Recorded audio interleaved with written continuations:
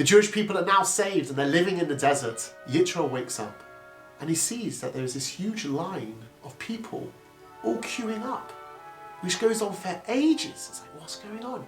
So he goes to the front of the queue and he sees that Moshe is sitting down and everyone is asking Moshe all their questions. So Yitro asks Moshe, Moshe, what's going on? And Moshe says, well, they want to know what the law is. And Yitro says, this can't be good for you and it can't be good for them. For you, you're going to wear yourself out. And for them, having to wait for hours and hours to be able to get an answer. There must be a better method. You'll be considered like the High Court. If anyone has any questions, they go and speak to their mini rabbi. And if the mini rabbi knows the answer, great. And if not, then you go to a bigger one.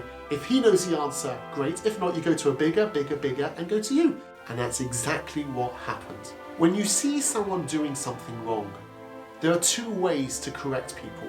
One way to correct someone is to tell them everything that they've done wrong.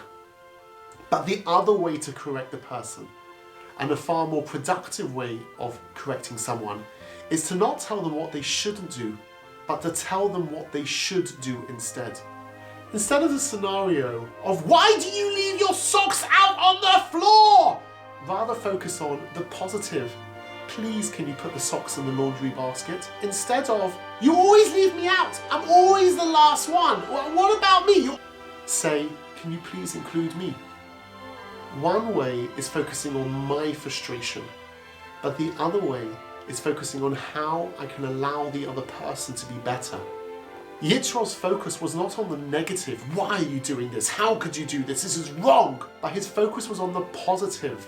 How it can be done, what you should be able to do.